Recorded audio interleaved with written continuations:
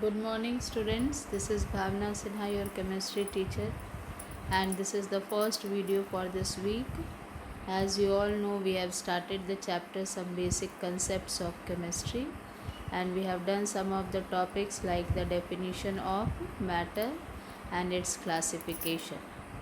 Today, we are going to read about compounds. Okay, so what is the definition of compound? That is explained here. You can see compounds.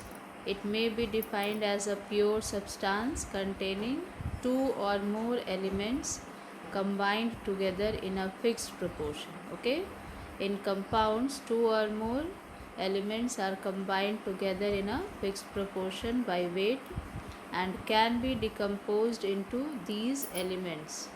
Okay, here it is written, it is one of the important points, can be decomposed into these elements by suitable chemical methods. Okay, moreover, the properties of a compound are altogether different from the constituting elements. That means the properties of the compounds are entirely different from the elements of which they are made up of. For example, I am showing you one example here. If we are preparing carbon dioxide by the reaction of carbon and oxygen, O2, then CO2 is formed. Now this CO2 does not have any property.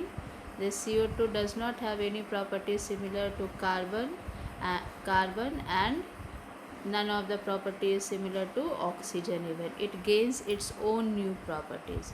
So compounds, when compounds are formed, then the compounds formed gain new properties, and those properties are entirely different from the properties of the elements from which they are prepared. Okay, so we have got a very important point here related to compounds, and that point is compounds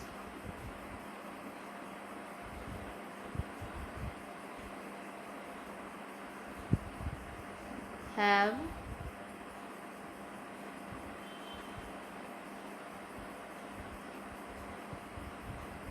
their own properties. Okay,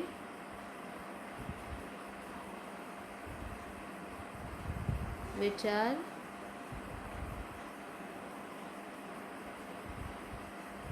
not similar to the constituents.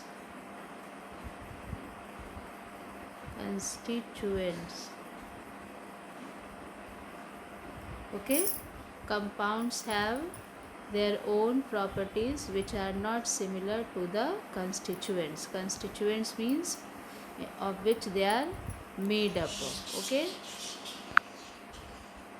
in other words, we can say they do not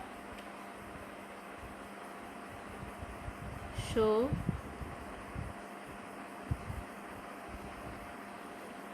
the properties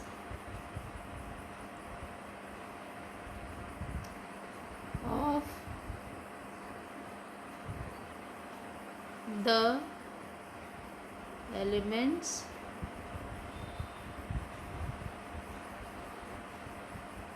from which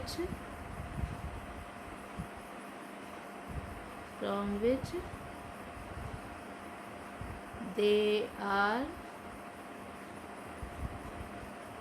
made. Okay, they gain all new properties. So this is the specific point related to compounds. Now see types of compounds.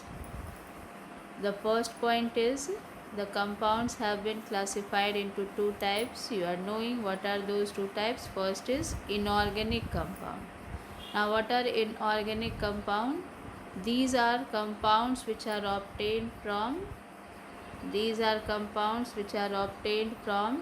non-living sources such as rocks and minerals. A few examples are also given. Common salt. What is the formula of common salt? NaCl. It is also known as rock salt. Rock salt because it is prepared from rock. Okay, then marble is there, then gypsum is there, then washing soda is there. These all are inorganic compounds because their sources from which they are obtained are non-living things like rocks and minerals. Then there are organic compounds. What are organic compounds? Organic compounds are the compounds which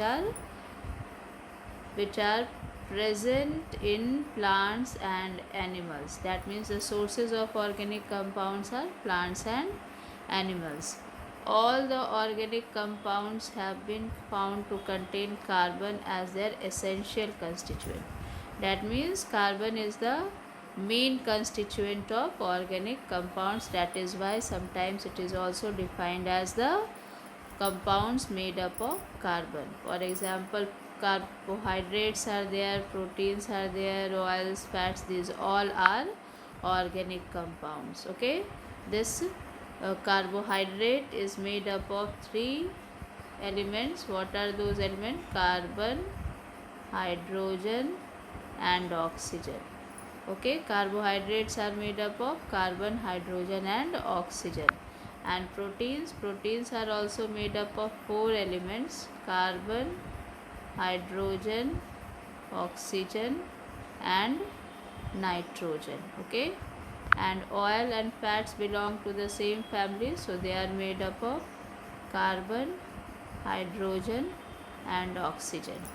Now if you are knowing carbohydrates and fats, carbohydrates, oils and fats, they all provide energy.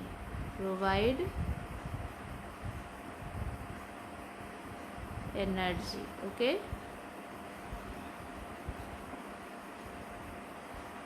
whereas proteins are responsible for growth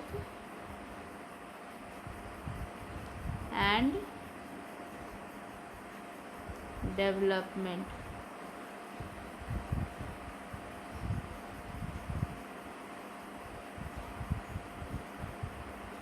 Okay, so these all are organic compounds. So organic compounds are of two types. They are inorganic compounds and organic compounds.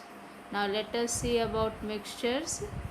So here is the definition of mixture: the combination of two or more elements or compounds. Okay, what is mixture?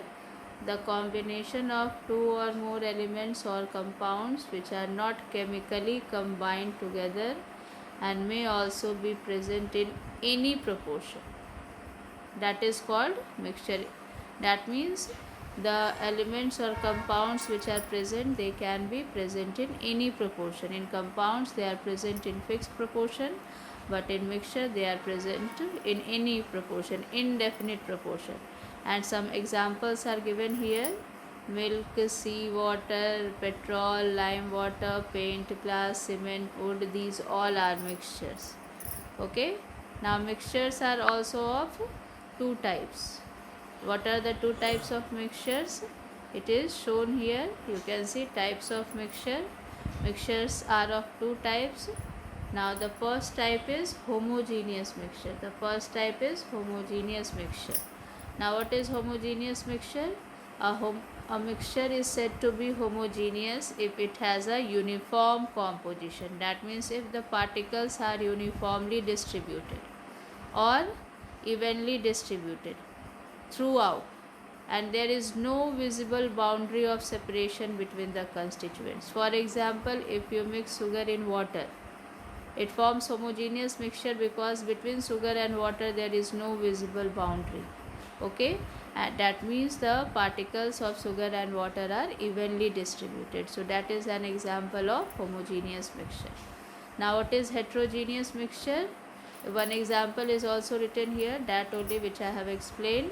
Now let us discuss about heterogeneous mixture. So what is heterogeneous mixture is written here. You can see heterogeneous mixture.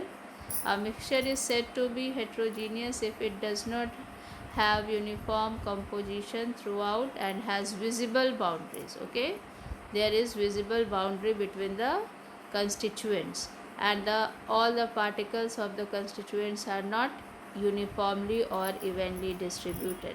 Then that is called, such type of mixture is called heterogeneous mixture. And some examples are written here, like iron fillings and sulfur powder, if they are mixed together they form heterogeneous mixture. Okay, so these are the two types of mixtures. Rest we will discuss in the next class. Thank you, students.